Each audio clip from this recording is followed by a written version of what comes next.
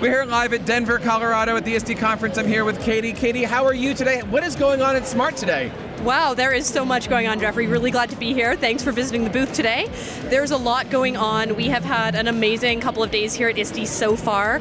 One of the things we are most excited about is some of the language you can see right behind us here, is this idea of creating opportunity for all learners. So, every learner walks into the classroom with different context, with different pieces available to them on any given day. And one of the things that we are really passionate about in our technology is making sure that it serves every single one of those learners, no matter where they're at in their life, no matter where they're at that day, and that we're helping to save teachers time while doing that. There's a ton of complexities in the classroom, so we're excited to be sharing a lot of things here this week that are helping to make teachers' days just a little bit easier. Well, now you just said two things that are right up my alley as a middle school teacher, saving me time and making sure that I can make an impact on all of my students. Yes. Of course, the question I have to ask, how are you doing it? How are we doing it? Great question. So part of that comes with the ease of use of the technology. We have our smart interactive flat panels, a whole bunch of different ones. We also have our Lumio software. All of those elements that we use, that we support teachers with, are built from the ground up. They're not, meant for something else and just kind of trying to fit into a classroom. They are designed with teacher feedback in mind. They are engineered with educators who are designing the products, who are testing the products, who are making them work like they should. It's things that might be as simple as saving a couple clicks when you want to open up a template to show something to your students, or something as simple as not having multiple class codes for your students to log in and connect to a class where they can do collaborative work. It's those little things, but those seconds in your day can make or break a lesson and can change a day, a week, a season for a teacher. That would save me an awful lot of time in the classroom.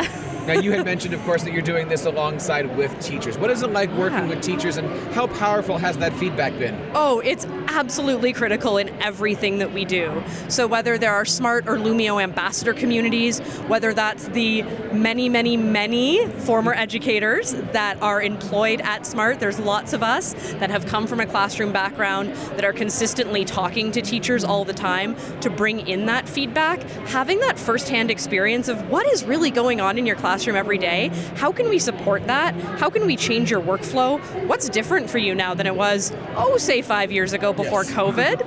And what do you need out of your technology to make sure that you are having that impact on your students? That feedback, those continual conversations are vital in everything that we do.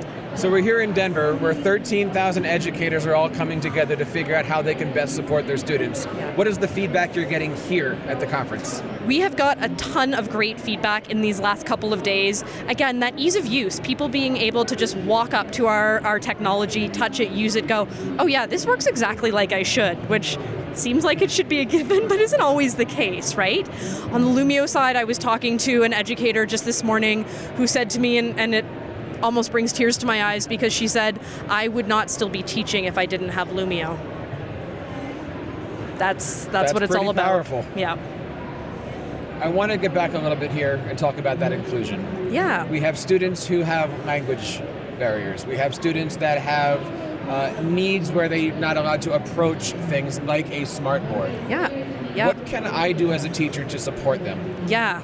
So there's a lot of different ways that our technology can help students interact regardless of sort of where they're at and maybe what language skills they have in the classroom, including being able to connect to a collaborative workspace from their own device, whether that's a device they have available to them, a device a peer or an aide might be using, being able to do simple things like just add an image on that device that's going to go up to the board, that's going to allow them to express themselves, maybe in a nonverbal way, maybe with some words. Maybe they're shy, maybe they, just don't want to speak up.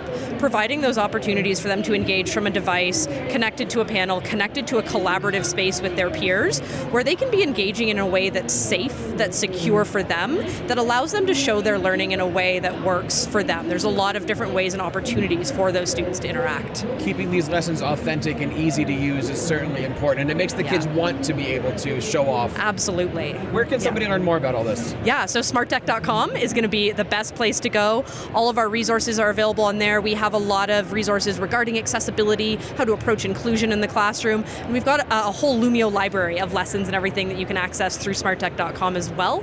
So hope to see you there. And if an educator is interested in joining one of your communities? Oh, same place. Go to smarttech.com, look on those resources pages. It's a super easy application process. You don't need to be an expert. You just need to be interested in connecting with the community, and we would love to have you be a part of it. We're here part of a 13,000 educator community. All the links that we mentioned today are going to be in our show notes and in the description below. Don't forget to check out all the great stuff that's happening at SMART. Katie, thank you so much for your time. I hope you enjoy the rest of the conference. I sure will. Thank you so much. And we're going to have more coverage live from ISTE over on TeacherCast.net. On behalf of everybody here, keep up the great work in your classrooms, continue sharing your passions, and we'll see you next year at ISTE. You've been listening to the TeacherCast Educational Network, hosted by Jeff Bradbury. Please reach out to the show with all of your questions on Twitter @TeacherCast or online at www.teachercast.net. Be sure to subscribe to our podcast so you don't miss any future episodes. And please take a moment to write a review in the App Store.